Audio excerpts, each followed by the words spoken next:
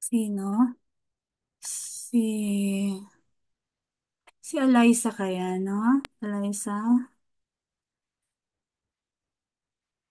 could lead, if you could lead this group, for our opening prayer, or anyone. Okay. Si James na lang. James. Okay. Sige po. Okay.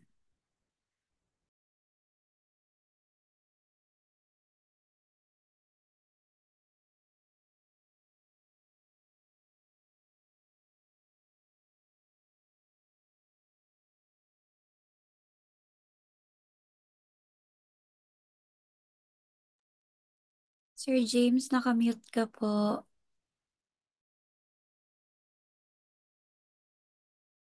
Ay, pasensya po. Sige, back from the start. Okay Let po. us bow down our heads. Heavenly Father, we come to you today for this opportunity with a grateful heart as we prepare for the environmental planning licensure examinations. Thank you for bringing us this far and for all the knowledge and skills that have been imparted on us. And as we begin tonight's review session, we again ask for your guidance. Please help us to stay focused, to stay calm, to stay motivated. For we know there's still a lot of things and a lot of things we need to absorb, although sometimes it feels overwhelming. Help us trust in the preparations that we've been doing and give us more patience for within ourselves. Grant us the wisdom to understand and retain the knowledge that has been imparted to us by our reviewer. We also pray for the strength to keep going because we know there are a lot of challenges. We also uh, ask you to always bless our reviewer and our coordinator. Thank you for their dedication and hard work in guiding us. And please bless them with the patience, the wisdom, and the good health as they continue to lead and support us through the process. And may their efforts help us grow and succeed. All of this we ask in your mighty name. Amen.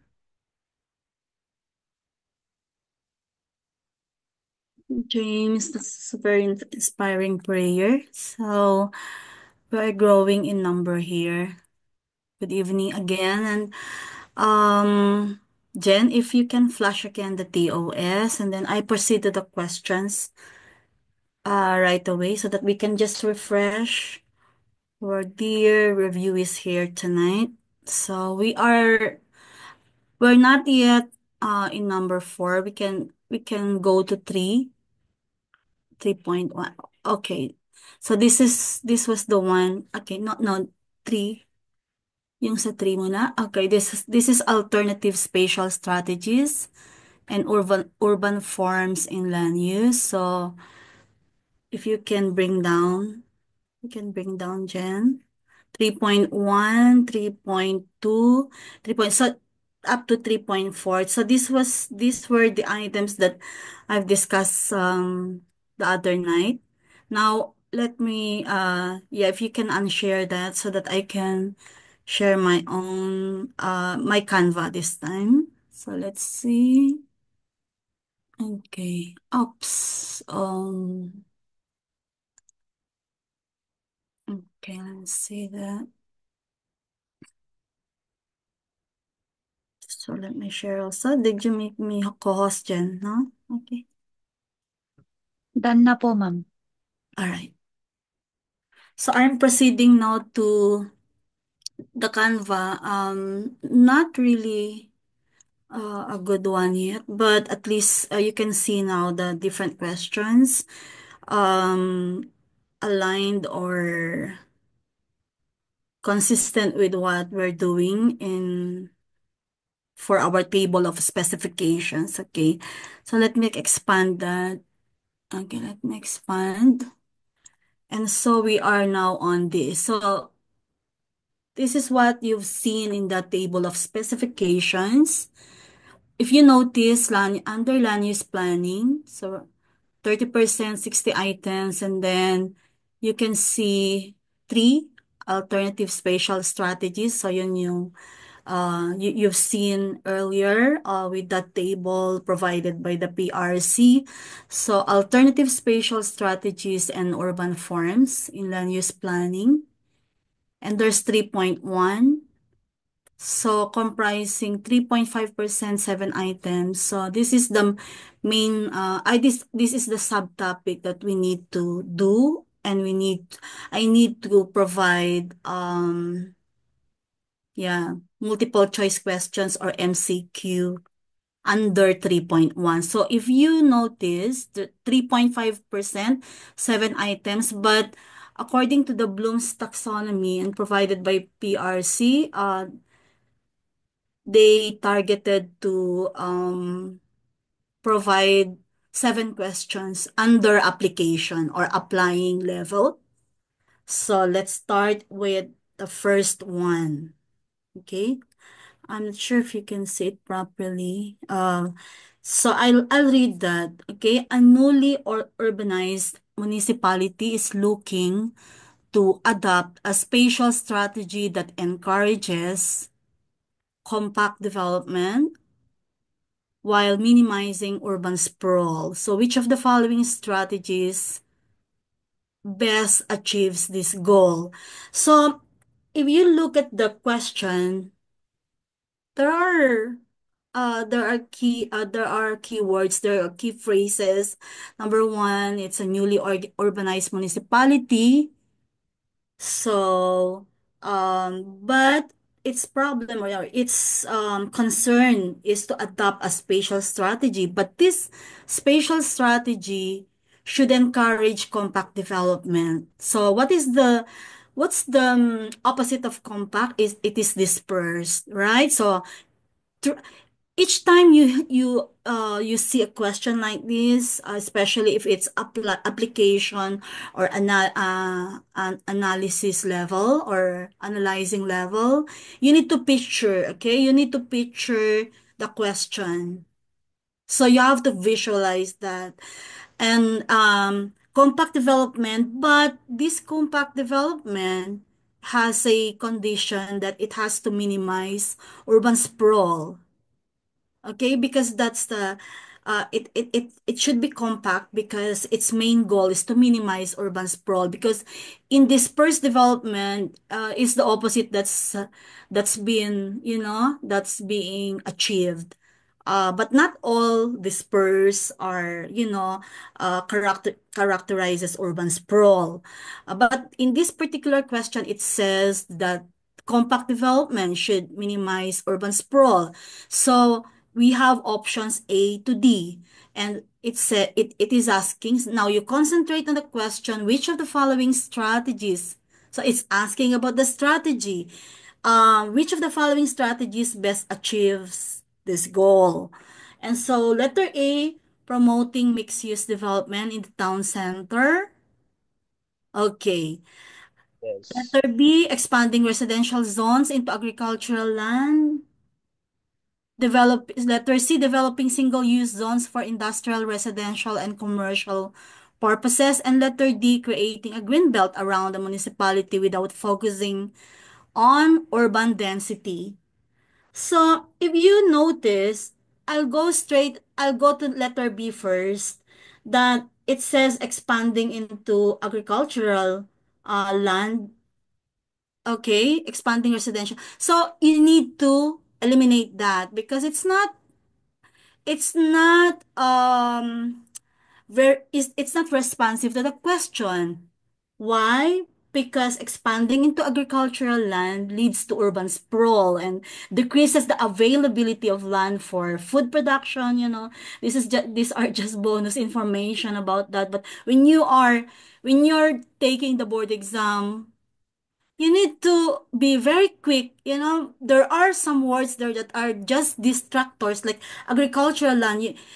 Just even without analyzing letter B. But what we're doing tonight is we are analyzing it. phrase by phrase, word per word. Okay? But during your board, it should be automatic on your part. Okay? So, but option B, it's saying that this expansion into agricultural land leads to urban sprawl and decreases the availability of land for food production and going against sustainable planning principles, right? So that's negative in context. So how about letter C? Single-use zoning. It says developing single-use zones for industrial, residential, commercial purposes. But single-use zoning promotes spatial segregation and often requires extensive infrastructure to connect zones and thereby increasing urban sprawl. So these are these are strategies that leads to urban sprawl. Letter D, while Greenbelt can limit sprawl, they do not directly address urban density. Without it's not responsive enough. Okay? So without compact development strategies, urban sprawl may still occur outside the green belt. So the correct answer that there I skip letter A because that's the correct answer because it says promoting mixed use development in the town center. So mixed use development encourages compact growth. So it's a strategy that encourages compact growth by combining residential, commercial, and recreational uses within a single area. So this approach reduces urban sprawl and promotes efficient use of land. So that's the correct answer. But I'm talking too much here. But if I'm the examinee, I would I would look for terminologies without analyzing it anymore. It's so easy for MCQ 120. So merely seeing agricultural land in letter B, eliminate that. Eliminate that. Nothing about agricultural here. It's dispersed. You are dispersing it. Then single use, you are segregating. And then letter D, it may be you may be choosing between A and D, but it's too general that it's a green belt around the municipality without and it says without focusing on urban density. So it is contradicting. Yes, green belt should be okay, but for it said already without focusing on urban density and being compact in nature. Compact development is something that you are concerned about urban density. This one, it said without focusing on urban density. So letter A is correct. So that's an example of those applying level consisting of 7 items under 3.1. So we're just done with the first one. Okay, that's how you do it. Now, for the next question, I will not be talking too much anymore. But at least I already mentioned about that okay, so let's see. Another applying because it consists of 7 items, right? A coastal city prone to typhoons and storm surges. So imagine already while you're reading is planning urban expansion. Which spatial strategy is most suitable to ensure the safety of residents? So again, it is asking because it's application problem. So it's asking about that strategy that should ensure safety of residents. So if you're the test taker, the examinee, so if we go to letter A, okay, allowing residential development within 10 meters of the coastline to boost tourism. So did it mention about tourism anyway? So, nothing, right? Because developing close to the coastline increases vulnerability to storm surges and typhoons, endangering lives and property. So, but you obviously you can already decide that tourism, blah blah blah. So, it's more on, you have to concentrate on the question itself, and you need to pick up, the keywords there that should be, and you look for the option that should be the most responsive, you know, the best answer or the closest answer that you can get. Not exactly, but you know, taking the board exam again, I would like to repeat this one. Those who were not present on the first day that we met, for some others who are very new here, that um taking the board exam is really very far from, you know, the practice, because when you become environmental planners and you know you need to be thinking deeply, you need to be thinking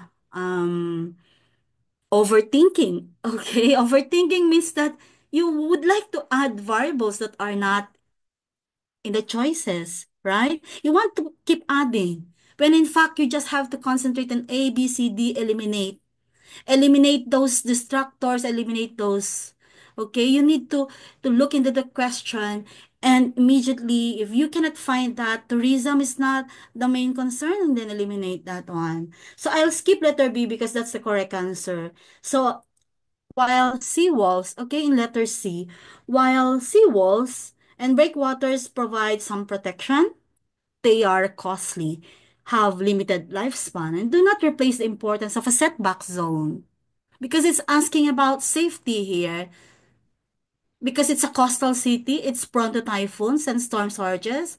But uh, being so, Mali it's sana ako nito. it wants to plan for urban expansion. Can you please unmute?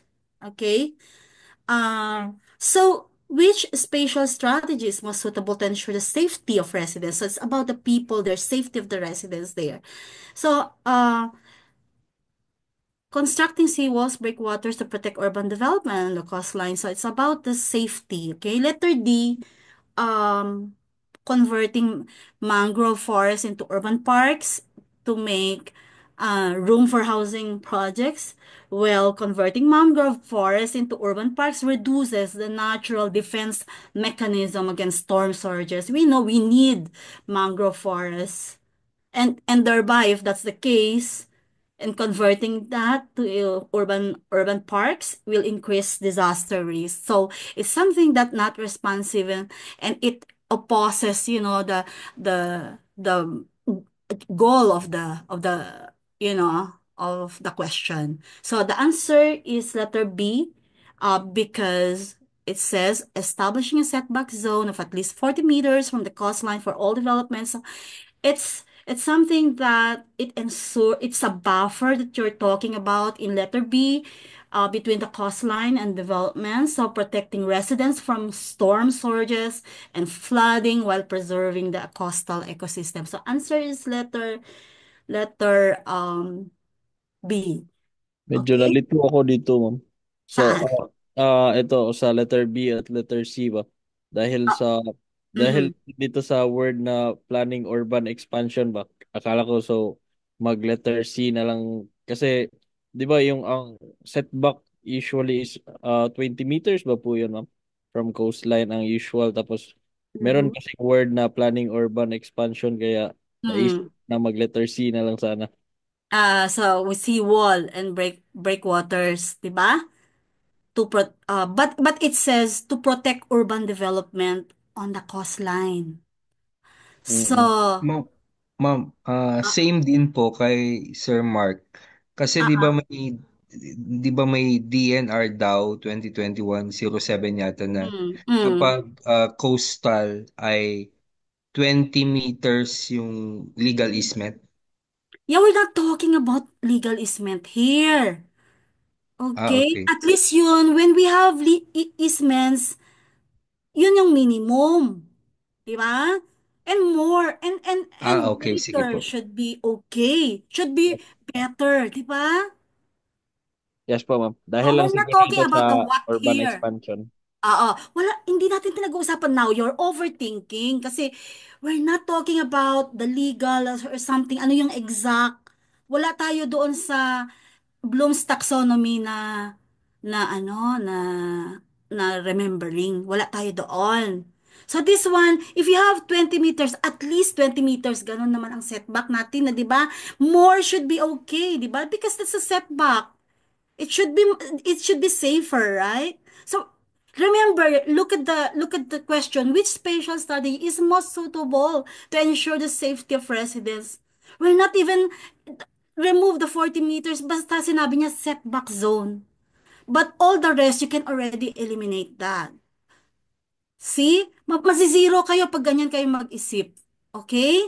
So, that's why I Thank you already po. mentioned earlier that taking the board, you have to be very critical because it's something that the goal of the PRB, of the examiners here, is for you not to get higher score. Dapat mababa lang kasi may mini-maintain silang ng standard. But if you have the correct strategies, in your brain, in your hands, in your everything that you do, then you will pass the exam. Ang daming, people who are cum laudes, people, lawyers, architects, they're not passing it because they don't really make it in the board exam because they tend to overthink. Saka na lang yung overthinking pag makapasa na tayo. Is that okay? All right. Yes, ma'am. Okay, okay. Okay. Now, for another, so this is still the third one. We have 7 items under applying. Okay, a densely populated urban area is facing traffic congestion. Again, please just focus on the question, what it is asking. Kapag dagdagan ninyo yung question, mas magaling pa kayo sa question. Mas magaling pa kayo sa nagbigay ng question. And that's a very poor strategy. Okay? A densely populated urban area is facing traffic congestion and declining air quality. Yun lang yung kanyang condition. So, now it's asking again, what spatial strategy should be prioritized? Now, all these strategies here, A, B, C, D, could be. I'm not seeing yet the options. But if you're now in your testing center, in your answering already, pag may nakalagay na word na prioritize, it means that you are ranking. It means that that's the best strategy that you can get. Not necessarily lahat pwede. Paano kung lahat pwede, ABCD? Di wala ka nang ma-eliminate. 'Di ba? So, what spatial study should be prioritized? Take note of the word. It already emphasized should be prioritized to address these issues.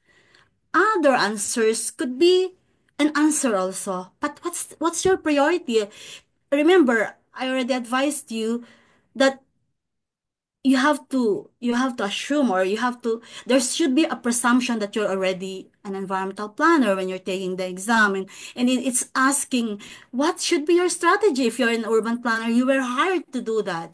Or if you're from the government, the governor asks you about your strategy.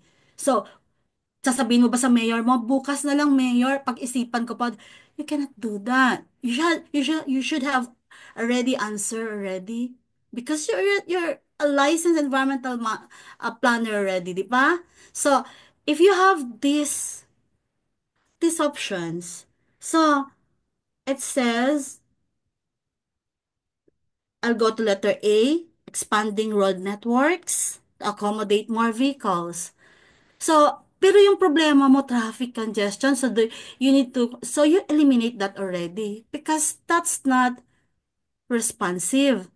Then, I'll skip letter B because that's the correct answer. But, okay, option C, developing high density residential zones. So, ano yon, di ba? Like, um, medium rise buildings up to condominiums, right? Density residential, so without addressing transport needs. So, it's contradictory, di ba? So, yun ba yung gagawin mo? And because sinabi na nga yan, without addressing transport needs, mag-iisip pa ba kayo? And how about letter D? Moving industrial zones farther away, but this one should be FA, okay? Farther away. It's a tipo word. So farther away to reduce air pollution. So it's only concerned about the air quality. It's concerned about the air quality.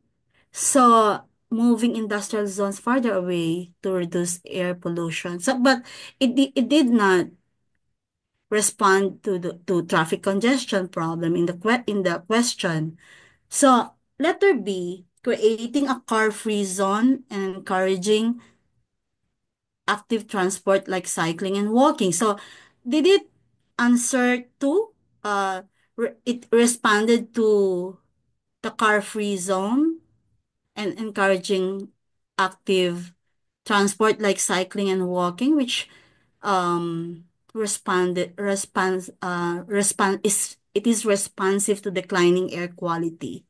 So car-free zones, okay, reduce traffic congestion, so promote cleaner air, and active transport solutions also enhance public health and urban livability. So that's the correct answer. So option A is expanding road networks often leads to induced demand, worsening traffic and air quality over time, while high-density zones without complementary, transport strategies can exacerbate congestion and pollution. And so while relocating industrial zones helps reduce pollution, it does not directly address traffic congestion or promote sustainable urban mobility. I hope you are clear on this. So I would like to move to 1, 2, 3. One, okay. Applying. Again, applying. So a regional planning authority, okay, is tasked with selecting a spatial strategy to manage urban growth while preserving biodiversity in a rapidly developing city surrounded by critical ecosystems. So what are those regional planning authorities? So you have to already get some ideas in your head. You build your ideas there while reading the question. So um it is asking which strategy is the most effective balance between urbanization and environmental preservation. So, what? Sige nga, uh, anyone can unmute, even just for this question. So, what are the keywords there? Keywords, ma'am, is Mm-hmm. managing urban growth while preserving biodiversity. Okay, and then there's another one. Critical ecosystems. Okay, in a rapidly developing system surrounded by. Okay, that city is developing, rapidly developing, and also surrounded by critical ecosystems. So, how do you balance urbanization and environmental? So, okay, can you choose Hey, ma'am. A. A, ma'am. A? Okay, because A. because Yun, Uh, surrounded by ma'am eh. So, it means dapat meron kang boundaries na siniset mm. para hindi Paano mo nga? Can you read letter A? establishing urban growth boundaries and enforcing development restriction beyond them. Okay, and why not? Okay, and why not letter B? Sige nga. Let's see how you analyze that. So why not letter B? Negative po uh, letter yun. yeah, negative. Negative. Oo, negative ma'am. Allowing, okay. If it's letter B, allowing development in critical ecosystems undermines biodiversity preservation, right? Efforts. So it contradicts the principle of what? What principle are we contradicting in letter B? Conservation. Sustainable development, sustainability, right? And sustainability means it could be conservation, protection, etc., which is that you just said. And then letter C, why not? Letter letter C. Dapat Not siguro letter C, the same thing, negative. Hindi Okay. dapat Kasi vertical din po siguro. nadi-discuss. All right. So horizontal expansion, right, is disperse. You are this it disperses density but accelerates sprawl. So, ganun kayo dapat, you should have already a lot of technical terms in your sleeves. So, dapat alam niyo ninyo. That's why I asked you. So, why not letter C? So, horizontal expansion disperses density but accelerates sprawl, increasing encroachment into natural habitats and straining also resources. And why not option D?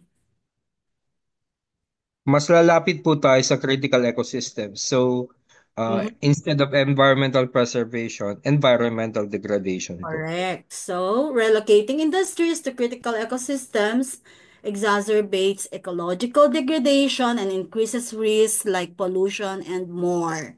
So, okay, we are okay now. So, we are still in 3.1.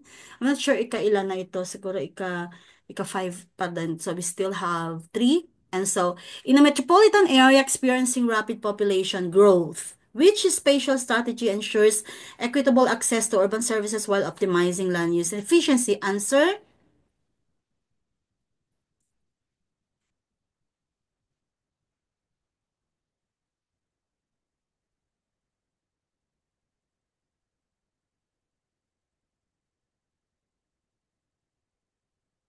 Sige nga, ano yung eliminate muna natin?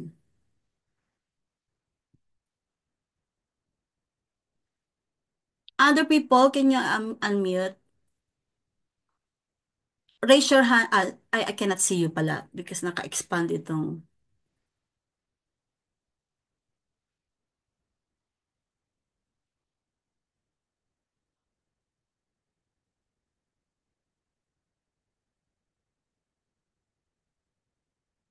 game. Uh, I think mali po yung letter D. We Allocating will urban eliminate. spaces. We will eliminate letter D, no? I Oo. think letter I C think po ang ito po. tama. Okay, so because single-use zoning segregates, let's see, single-use zoning, I mentioned also earlier that single-use zoning segregates functions, so requiring significant infra investments and increasing also commuting times. So it's not really, okay, expensive. So what else? Iisa pa lang yun. I think letter C po ang tamang answer. Letter C, any. So, ano yung i-eliminate natin? Okay, we will analyze again the question. So it's a metropolitan area. This metropolitan area, just like other areas that are metropolitan in nature, experiencing rapid population growth. So, yun lang yung condition in which spatial strategy ensures equitable access to urban services while optimizing land use efficiency. So, Letter equitable D pala. access to urban services. So what are these urban services, right? But it has also another condition that it should while optimizing land use efficiency. So if you're removing letters, ano na yan? Ano na yung eliminate natin kanina? Na isa? Ay, wala Letter pa, D ang no? na-eliminate, ma'am. Letter C yung Letter D, answer? ma'am. Sabi mo? Letter D ang na-eliminate po. Okay. How about may nagsagot letter C? But low density, low density expansion exacerbates sprawl and inefficient use of land because it says expanding low density. 'Di ba? You are expanding that. So you're into vertical development, not you are into horizontal one, not vertical. So does it respond correctly? You are optimizing land use efficiency, so you need to do some compact type of development. But this one is the opposite. Di ba? Nag-contradict yung letter C. Expanding low density residential areas to reduce congestion. It's something that uh it is trying to solve congestion. Okay? Ju- uh, but low density is characterizing, you know, yung land is you are not optimizing it. If you do low density, you're not responsive to that optimizing land use efficiency. So did you see that? Yes, ma'am. So, B yung Okay. sagot. B. So, aalisin din natin si A. Because, Yes. sige nga, because, Ah, paano ba? Kasi green spaces eh. Hindi ah, naman, oo, parang ano na siya, compliance to the, ano uh, na siya, uh, uh, it, efficiency ng land use, parang may purpose na siya. uh, Ang pinag-uusapan kasi dito yung services, urban services eh. okay. Ensures equitable access to all to urban services. Yung B kasi, akma doon sa hinihingi ng question eh. Kasi it will, Mm. decentralize key services. Oh, Parang how about, what is polycentric then? Can you tell pinap me? pinaparami mo yung yung mga services for the Ah, development. Parang ganun ang okay. pagkakaintindi ko, ma'am eh. All right. Okay. So, all right. So, you are correct there. So, let's see muna, no? Para mas organized tayo. So, we eliminated C, we eliminated D, we will eliminate how? Why do we need to eliminate A? Because converting green spaces into high-rise zones reduces environmental benefits, um, and fails to address service access equity, it's not really a good one to equitable access to urban services, 'di ba? Yun yung isa one of the one of the requirement. And so when you convert green spaces into high-rise zones, it says here, uh converting underutilized green spaces into high-rise. So are you and it because sinabi niya yun na equitable access to urban services, and so we are just benefiting, those who can afford uh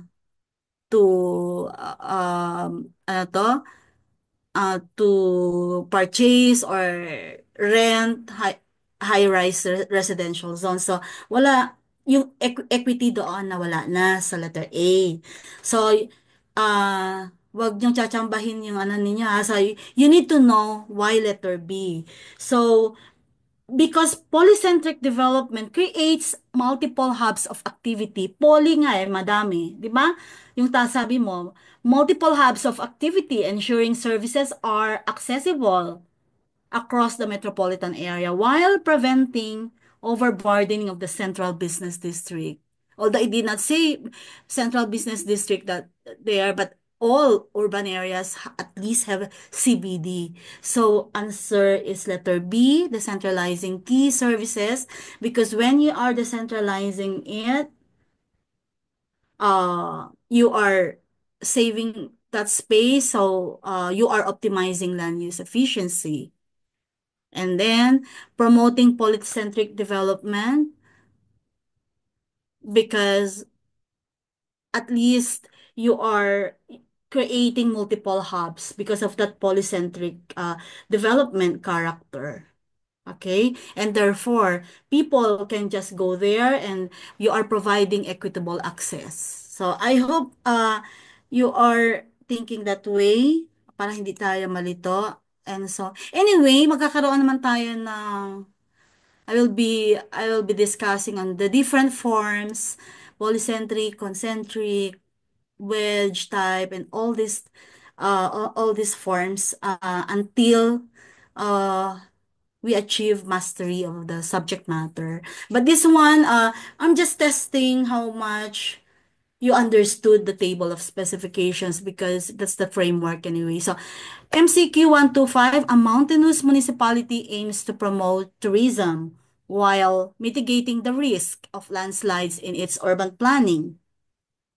So, um, which special strategy would be most suitable for achieving this balance? So, yung balance na yon while mitigating the risk of landslides. but they want to promote tourism. So, okay, try to choose. Ang tatanggalin, ma'am, is ano? For me, una ko nang tatanggalin yung letter A kasi you are building tourism destinations on mountain slopes. So, definitely landslide prone din. Mm-hmm. What else? C din, ma'am. Eliminate. Kasi artificial terraces. Prone pa rin sa Mm-hmm. landslides. So, sige, keep going. Pati letter D. Letter Kasi D. po, if you relocate yung mga residents sa lower elevations, tapos Mm-hmm. yung mountainous area for tourism, eh dun yung landslide sa sa mountainous area. So, Okay. ganun din So, po, hindi ano siya yung balance. una nating in-eliminate kanina? Letter? A po, A. Okay. Because it says building high density resorts, 'di ba? On mountain slopes to maximize land use. So, high density development on slopes increase landslide vulnerability, right? Endangering lives and infrastructure. So, ano pa yung pinapa-eliminate natin? Letter C. C, okay. Because it says constructing artificial terraces for urban expansion in steeper areas. And letter C is, artificial terraces are costly and do not eliminate landslide risk entirely, especially in areas prone to extreme weather. And then, ano pa ba? D? Ano yung pinapa-eliminate niya? D, ma'am, dog. Dog, okay. Relocating all existing residents to lower elevations to free up mountainous areas for tourism. So, correct na yung strategy ninyo. Relocation disrupts existing communities, right? Unnecessarily and does not guarantee sustainable tourism. So, the answer therefore is B, right? Allocating development zones on stable, nakalagay naman na. So, it's obvious. It is an obvious no-brainer, really, because it says unstable geological areas and limiting slope development. So, limiting development to stable areas like this minimizes landslide risk while enabling tourism in safer zones and therefore balancing economic and safety considerations. So, we can go. I hope everyone is following. I think this is the last applying 7 items. So we've completed the 7 items. Kunwari, yun yung ibibigay nila na. So a city with significant floodplain is considering spatial strategies to manage its urban expansion. So which strategy ensures sustainable growth while minimizing flood risks? So, hindi nga. Yung mga iba. Girls naman. Magpapatalo ba yung girls sa boys? Keywords. Rhea, andyan ba si Rhea? Sino yung mga yun? Ma'am. Okay. Sa akin lang nakita, ma'am, yung solution process po. Ang question is, a city with a significant floodplain is considering spatial strategies to manage its urban expansion. So, yung keywords na nakita ko is, the city needs strategy that allows for growth while protecting against floods. So, yung answer ko po, ma'am, is letter B. Okay. And why? So, And why not? why letter B? Okay. Why letter B po? Kasi po yung strategy uses ng natural ecosystem, example po yung mga waterways, yung mga wetlands, to manage po yung flood waters, then ma-reduce po yung flood risk and creating more resilient urban environment. Okay. Ito po yung sustainable and effective approach. Yung sa Okay. akin lang, ma'am. Okay. So, okay, let's start with letter. Oh, so why not letter A? Kasi ano siya, yung letter A, Nakalagay allowing na. flood-prone areas, so elevated structures can mitigate po yung high flood risk. Yun Okay. lang, sir. Yes. Then, why not C?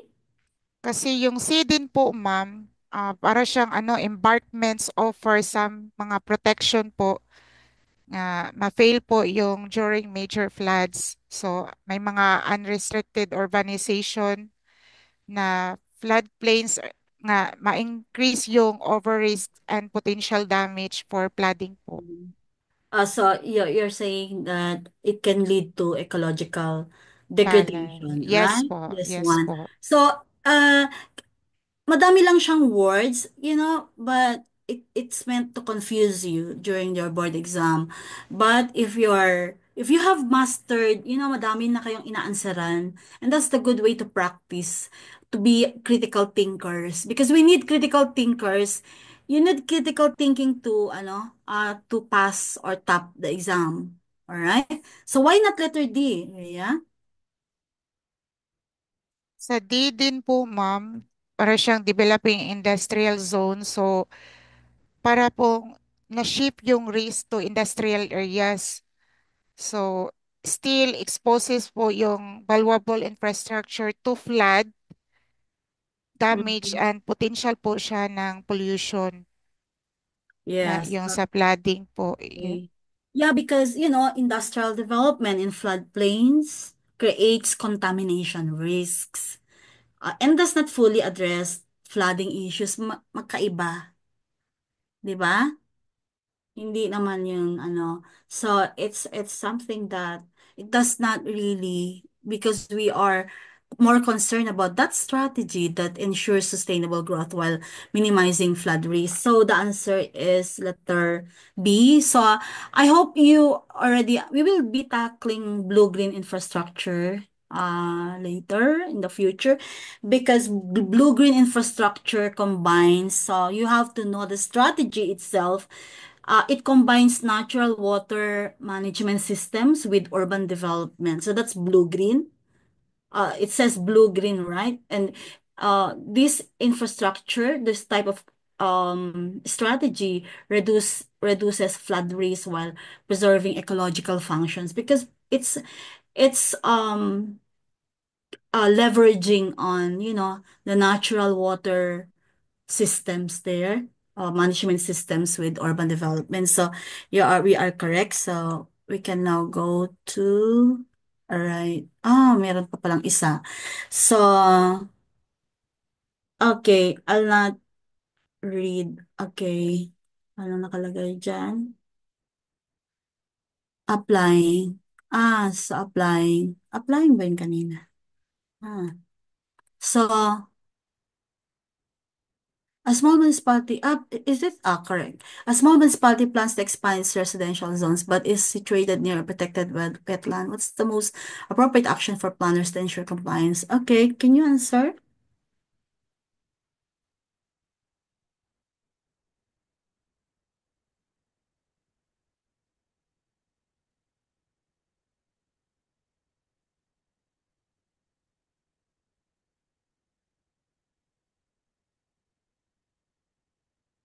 Three point two na pala to. 3.2, sorry. So, we are now on 3.2. In your, okay. In your table of specifications. So we are determining the development limits and constraints based on ecological and physical carrying capacity. Okay? So answer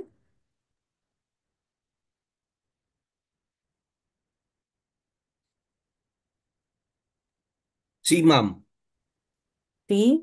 dito Okay. for the All right. assessment of I can tell environmental. that's already correct. Now, why not A, B, D? Sige nga.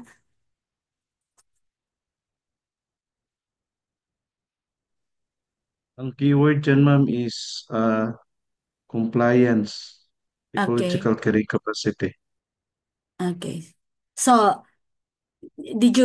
paano mo ginawa yun, Arnold? Yung parang, you pictured first in your mind, right? That you are expanding residential zones, but that residential zone that you wish to expand is situated near a protected wetland. And so um, you really need to know what a wetland is. So, and then what's the most appropriate action for planners? And if you're the planner, then so what are those compliance requirements with ecological carrying capacity? Okay, so he is correct that it should be conducting an EIA because it's critical. EIA is critical as it provides a structured evaluation of the proposed expansion's potential impacts on the wetland ecosystem. And this ensures decisions are based on what? Scientific data and aligns with environmental regulations. And so when you have EIA and then okay, parang I'm just giving a background of what EIA means. And so this is a study, okay, and what you will be producing is the environmental impact statement or the EIS.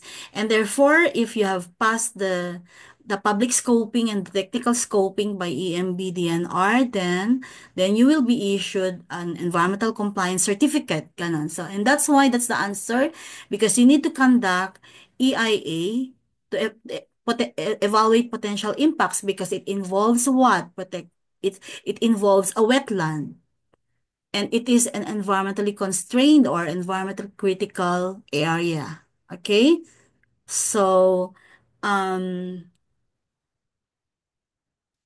so if you are looking into the letter B, well, low density housing minimizes impact, but it does not directly address the specific risk posed by development near a protected wetland.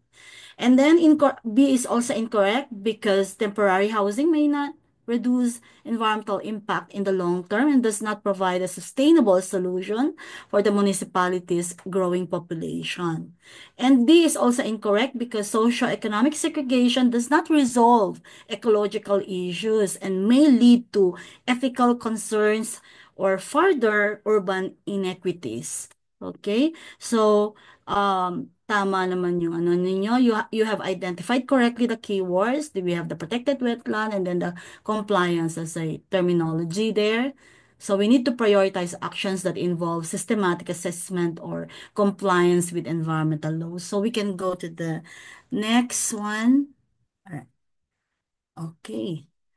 So this is 3.2. Rapidly urbanizing cities observe worsening air quality and increased heat island effects. Which strategy aligns best with the city's ecological carrying capacity?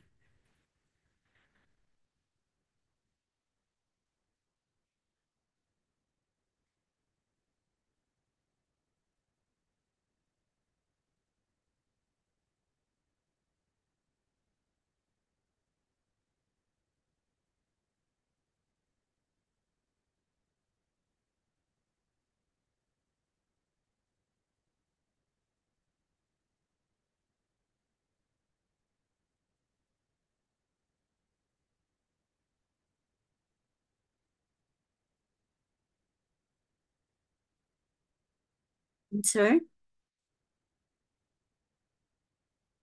After Ria, the girls.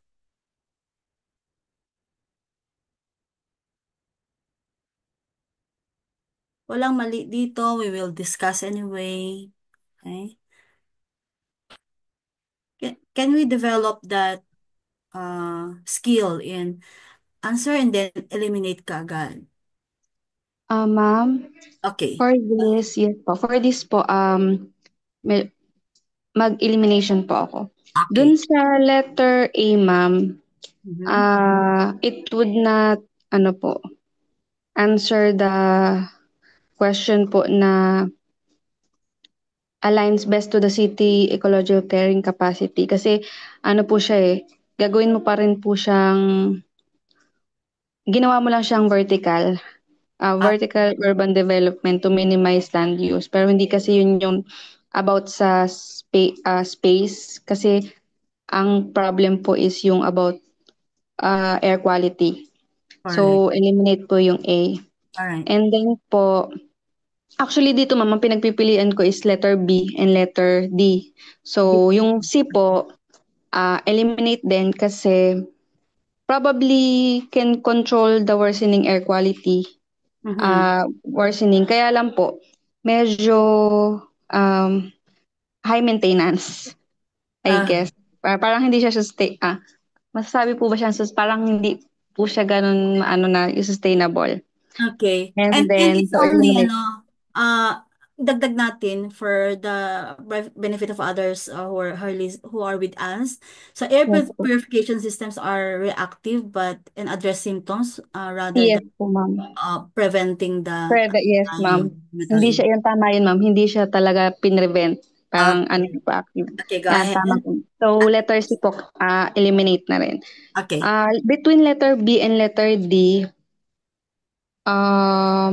car free zone. Actually, ma'am, pwede na rin eliminate si letter D kasi hindi lang naman po si car or si vehicle ang cause ng ah, worsening of air quality or heat, increase of heat. So there are other factors that causes this effect due to urbanization, due to pag population increase po. So we can eliminate maybe din letter D. So the answer po is B. Okay. Okay. Not yet sure po, ma'am. Apa. Okay. So that's the way we should attack a question. We proceed first to the elimination. Okay, so that para-pareho tayo, no? But there are some cases na kaagad ma-spot na ninyo yung answer.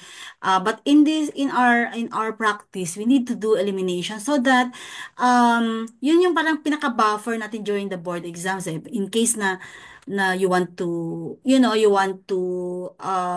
save time, you want to and then you make sure that all those distractors are you have already get got rid of them. So, yung sinasabi ni Mian, while reducing vehicle emissions contributes to better air quality, it's less effective than enhancing green spaces, right? Between green spaces and this one, letter D, yung car-free zones, it's less effective than enhancing green spaces in mitigating both air quality and heat island problems. So, yung because it has two problems, worsening air quality and increased heat island effects. So, especially the heat island effects, it's something that we need the green spaces. And so the answer is increase green spaces proportionally in high density areas because increasing green spaces directly addresses air quality and urban heat islands by improving what? Vegetation cover, which mitigates ecological stress. Okay, so we can go to the next one.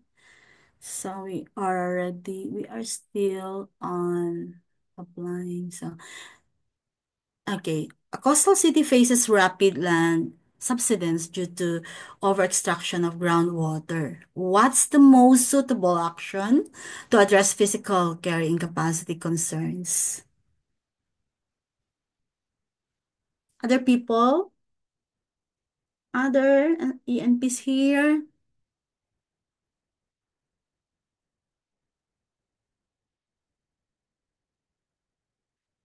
You need to choose the option that addresses both immediate and long term.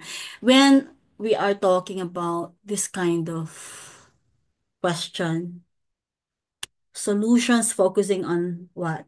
Prevention. Is it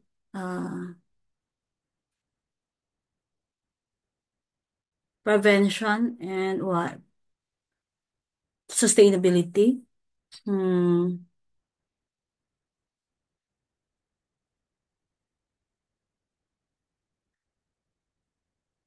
Medyo mahirap pa. Ma'am, hula lang din po. Probably, ma'am, the answer would be kung most suitable action would be na sustainable po, ma'am, is letter A. Because if you do rainwater harvesting, makakalimit yun ma'am sa pag-consume ng mga groundwater resources.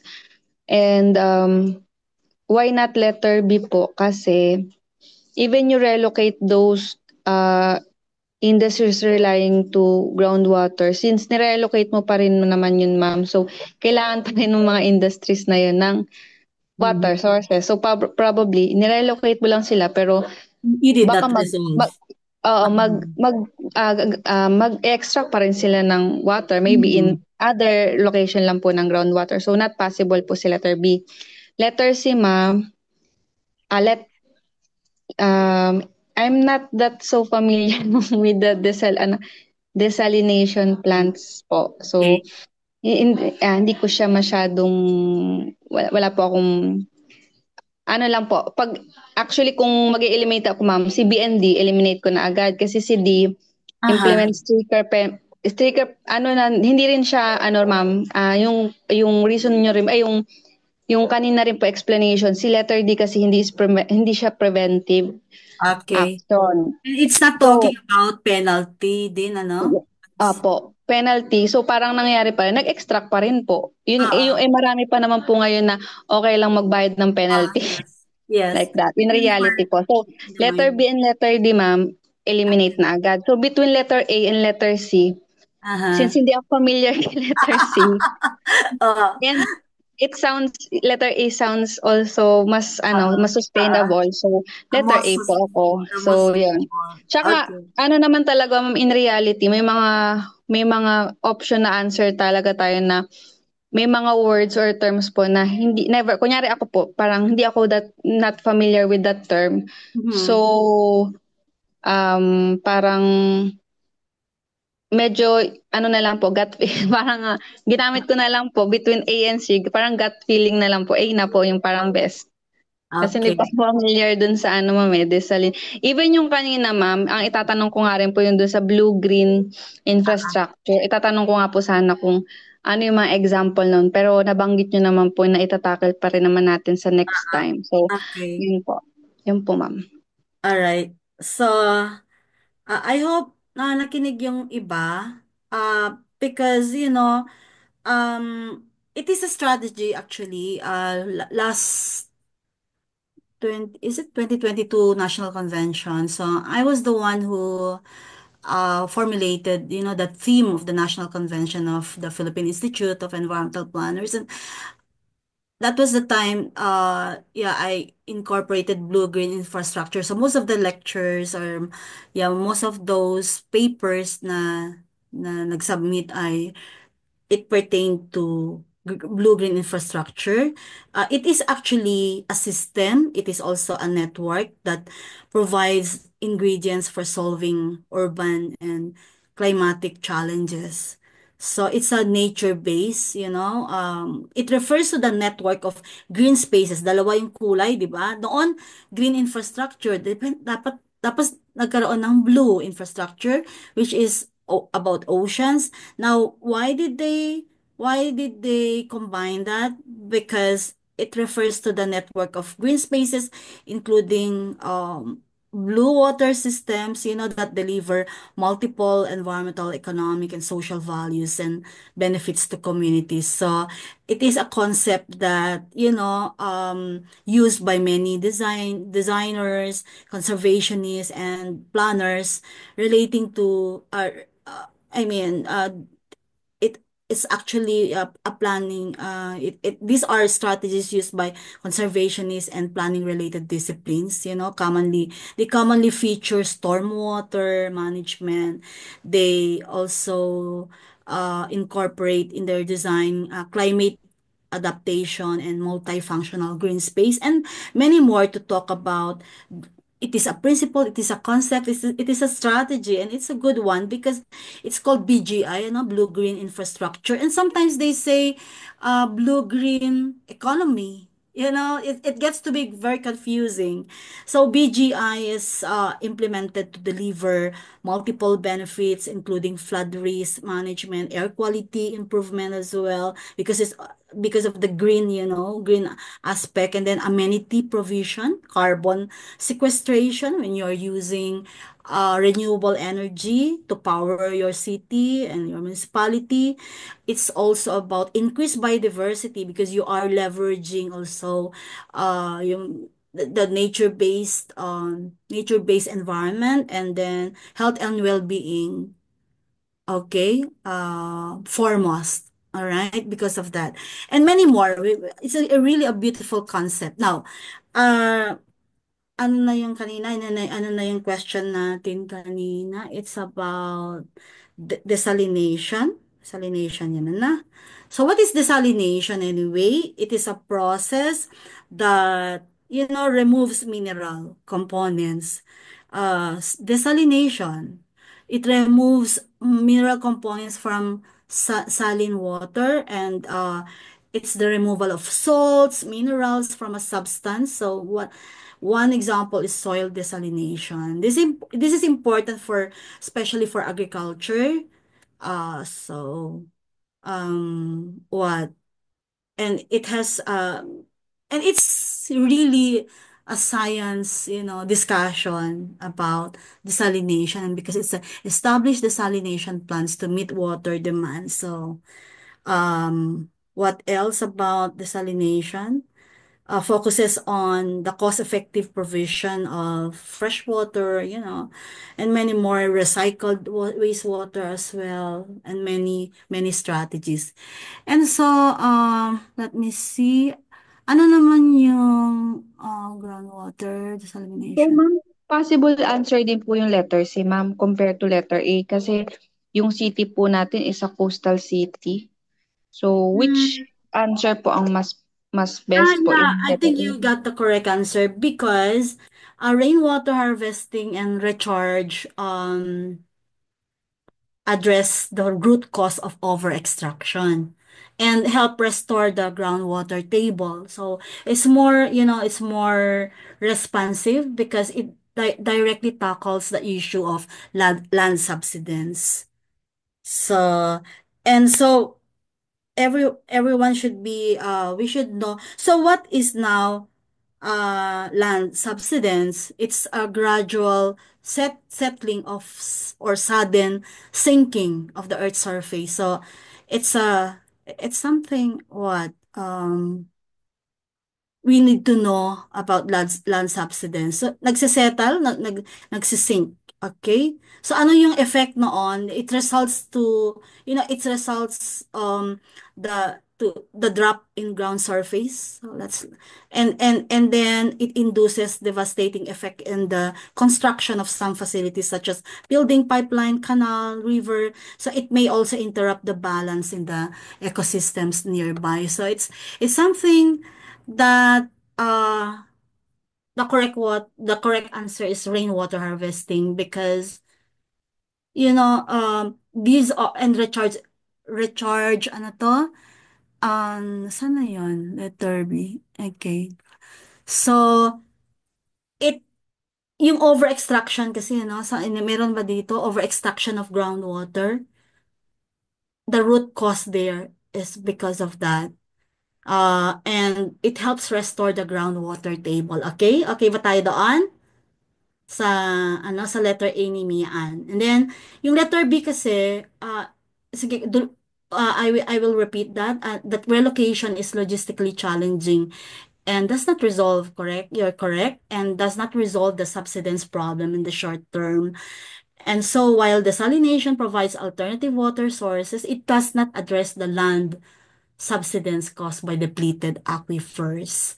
And then letter D naman is stricter penalties may reduce extraction but do not provide a sustainable alternative or restore the damaged aquifer. We're talking about the facilities here, the utilities here.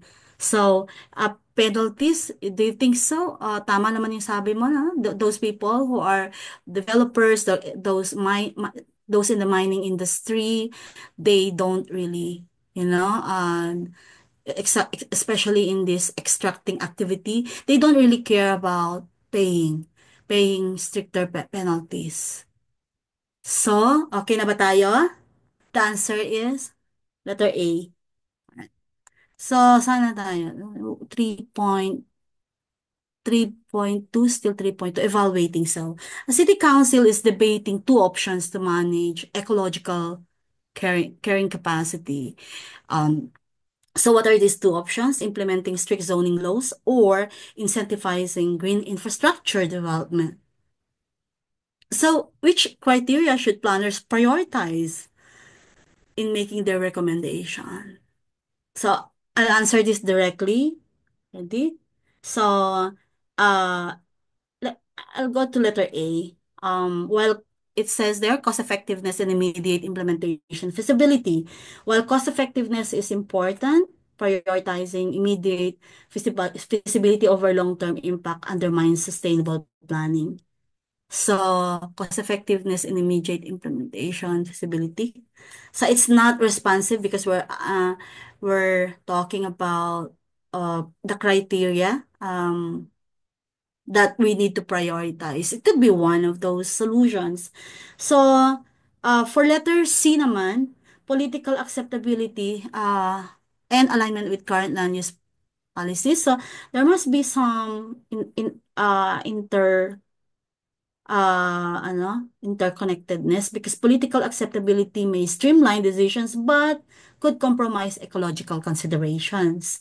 Then letter D is incorrect also, ease of enforcement and compliance among property developers because ease of enforcement does not necessarily lead to effective solutions for complex environmental issues. And so the answer is B because it says there long-term environmental resilience and stakeholder inclusivity because uh, environmental resilience ensures sustainability, while stakeholder inclusivity promotes equitable and widely accepted outcomes. This aligns with ecological carrying capacity principles. Could be very confusing, but just come to think of it, that we need to evaluate the core objective of ecological carrying capacity here as a strategy, which emphasizes sustainability, what else, and inclusivity. You need to be reminded that ecological is not just about the natural resources there, but also people, and it needs to be inclusive to make it, we are not sustaining, but we are achieving ecological carrying capacity when we include as a variable, we include inclusivity as a variable. And so we avoid options here, A, B, C, D, focus on short-term gains or administrative convenience because we are talking about ecological carrying capacity. Okay? Okay ba? So our answer is letter B, long-term environmental resilience. So anyway, just try to review again. Okay, we're now on 3.3. We need to finish up to 3.4. Anyway, 1%, two items, one item remembering, one item understanding. So it must be something that the easiest question is understanding. So which of the following is not, okay, a primary ecological service provided by functional open spaces? Ano? Letter D, ma'am. Letter D. Okay. So everyone already is gone because commercial infrastructure construction does not align with ecological services. So it often compromises open spaces rather than enhancing them. So, and the other one is, okay, so sorry. Mali. Ah, napunta ba ako dun sa ano? Wait lang ha. Parang nawala yung isang ah, question. Ito ba yung inansweran mo kanina na? Understanding. Yes, ma'am. Yes, yan. So ganyan din? Ito ba yung unang na-answeran mo? Hindi na? Yes, ma'am. Yan po yan. Bakit kaya yung isa? Ecological service. Na ano ko. Ito. Sige. Same, parang same ma'am yung 131 and 132. Pero yung kaninang 133 ma'am, hindi po. Yun yata yung Primary, sandali lang ha. Okay. Functional open spaces. Oo nga, no? Functional open spaces, sorry.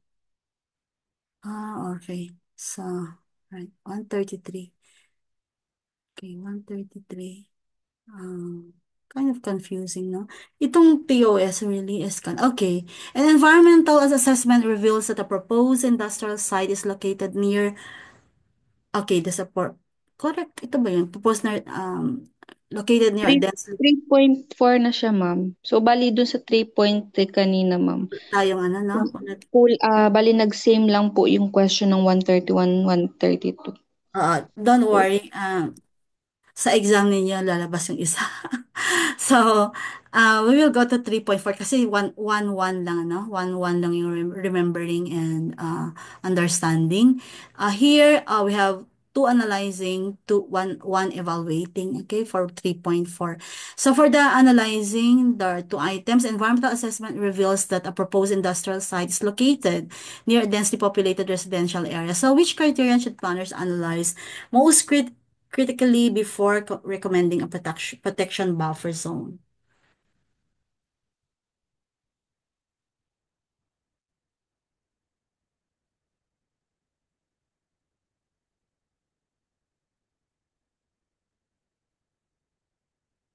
I think letter A po, ma'am. Okay, can you can you tell me muna yung ano yung eliminate mo? Sige nga, let's see.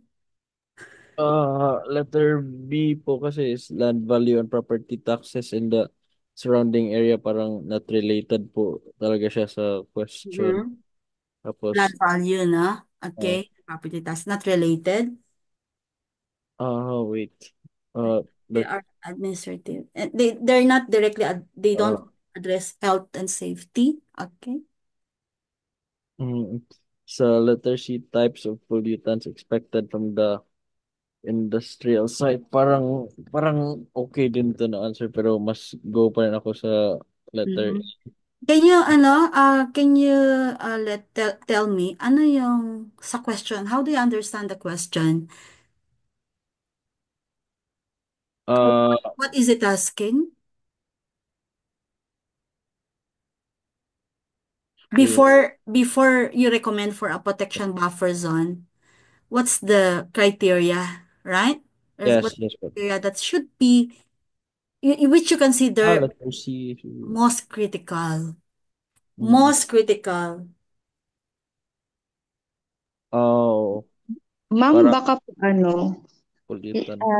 maybe po baka letter D kasi na-reveal na po during environmental assessment na that located near the populated residential area. Parang may siguro ang keyword po siguro is the residential densely populated residential area.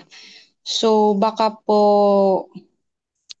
letter D kasi ang keyword naman po is for alternative land for relocation. Okay. Hello, Relocation. ma'am. Relocation.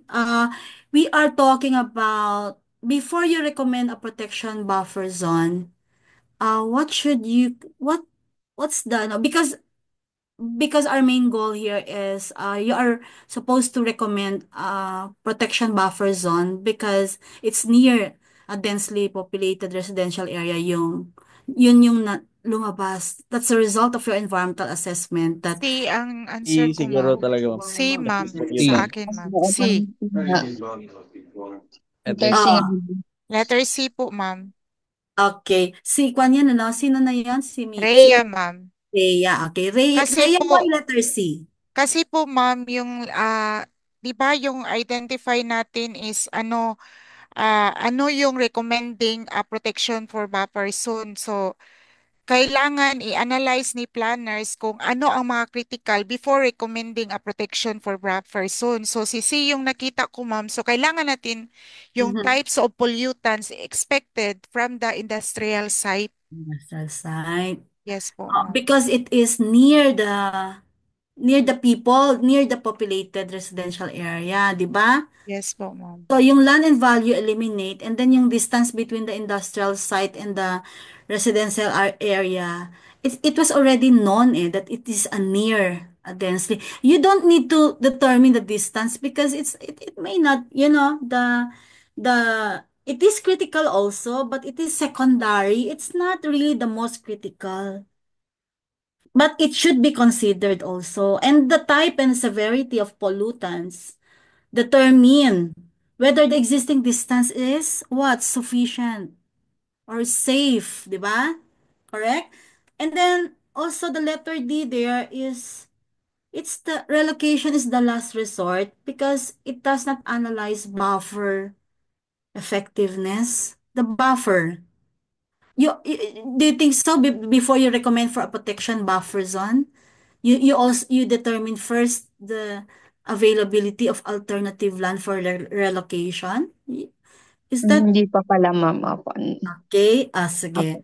So, 1, 2, 3. And so, yung A, eliminate natin, land value. So, ang naiwan yung C, because, tama sino na si Rhea, yan ano, si Rhea. Ah, the nature of pollutants, okay? What are those pollutants like air, water, noise? Dictates the appropriate size and type of the buffer zone. Malay mo, hindi naman sinabi diyan, very general yung sinabi niyang pollutants. It could be air, related to air. It could be water. It could be... So, for example, airborne toxins require a larger buffer than sound pollution. So, we need to determine first, so, what, what are those pollutants that we are talking here so that you would it would inform the type of recommendation that the which type or which scale of protection buffer zone you need and you need to recommend, okay? Ganun tayo mag-isip ha. So I hope you will remember all this one, and you can only do this, you can only master this when you are answering a lot of questions. So, maintindihan mo hindi lang yung mga ideas dito. So, okay. A major flood-prone area has existing residential developments near a river. Okay, major flood-prone has existing residential developments near a river. To recommend a protection buffer zone, what additional data must planners analyze? Sige nga.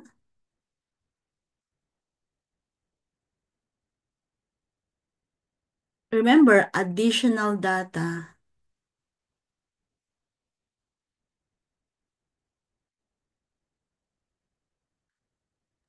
Yung number of people po, ma'am, letter B. Sige nga. So, Ah, eliminate first. yung ang pinakauna ko pong na-eliminate Isip. yung letter C po kasi parang revenue na po siya eh. Okay, Tapos correct. yung public opinion din po, na-eliminate ko kasi Mm-hmm. nasa analyzing stage pa naman po. Kasi hindi pa po siya yung parang nagpo-propose ka ng ano na yung buffer zone mo. C&D na yung ano mo, no? O, tatanggal na po. Okay. Tapos yung letter A kanina, yung isang option ko, kaso mentioned naman siya na flood-prone area. So basically, alam natin na historically, yung flood records niya, meron na tayong record kasi na-identify na natin na major flood-prone area siya. Kaya yung pinili ko po is letter B kasi yun po yung parang isa sa data para magamit natin sa ano niya, analyzation po. Okay. So, let's see ha. Let's see. Um, when you prioritize, okay, you're the planner, and then you have this major flood-prone area. So, that's physical, no? Flood-prone area. But this flood-prone area, it has existing residential developments near a river. So it already provided uh the situation there, the physical condition. And so you are a planner and you recommend a protection buffer zone. But you need to do more. You need to research more. And what are these? So if you choose Saan na yung chinus mo? B po. B? B, no?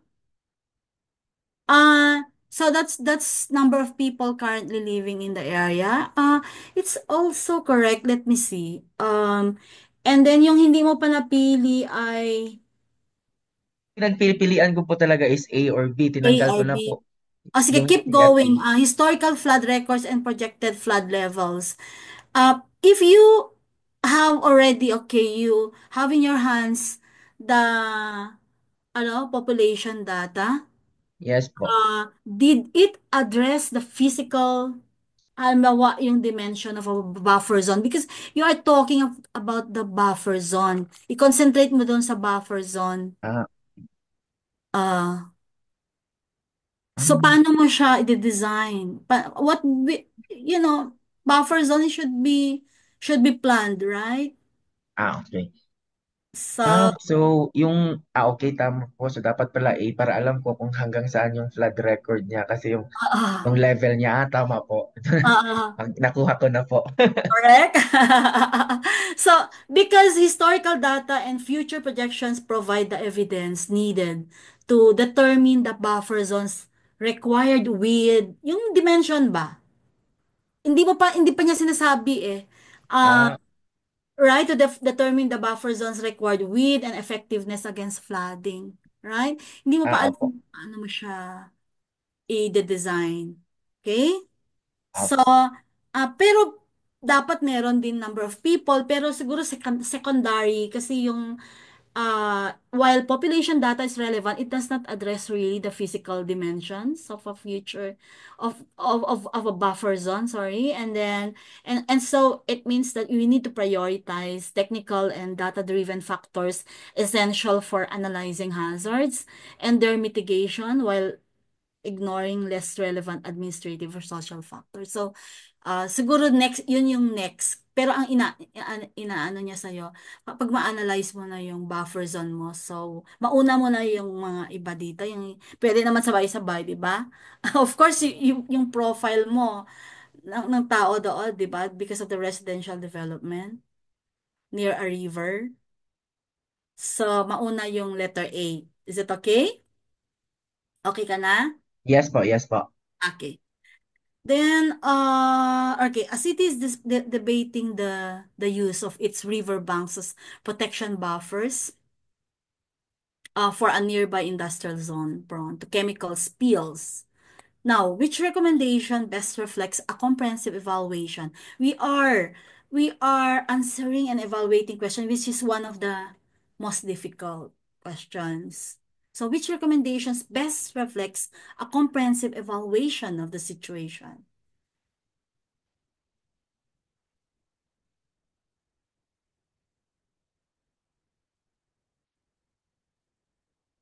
It involves chemical spills. Ma'am, I think for me, I'd go for letter B. Leave the riverbanks undeveloped, but Okay. plant vegetation for natural filtration for Okay. the chemical spills. Okay, you start with okay. Bakit ka Eliminate. Okay. Okay. I'll eliminate unang-una po, yung letter D, building concrete walls along the riverbanks to prevent the chemical runoff. Kasi we will be using the riverbanks kasi as protection buffers, di ba? So, Okay. You did yeah, not so I respond. think, yeah, yeah. Then also, yung letter A, converting the riverbanks into mixed-use development to optimize land use. It would not serve its purpose as a protection Yes. buffer. Oh, because it's a And buffer na nga eh, di ba? So, yes, ma'am. okay, and Then then again, for letter C, use the riverbanks for recreational parks to enhance urban livability. It's a buffer, and if you use it as a park, mhm. there's a possibility that the chemical spill would be Okay. in the So, park. only So one. letter B talaga. Okay. And so, yeah, preserving the river banks and planting vegetation improves their ability to naturally filter, chemicals and protect downstream communities, combining safety and sustainable. So it responds to that one, right? Because it's a buffer. Okay? Okay ba yung letter B natin? You leave that. Leave the river banks undeveloped. Okay? And plant vegetation for natural filtration. So, uh, wala na ba to? Wala na yata. So, okay, one item, two items about. So, yung kulang-kulang kanina, Mia, ano na, yung isa. So, that's for tomorrow. And so, we'll have, before we proceed with the land use controls, we will have a short mock exams. So, this will just test how much you have learned tonight. And so, yeah, Jen, I'll stop sharing and so that we can already do some documentation here.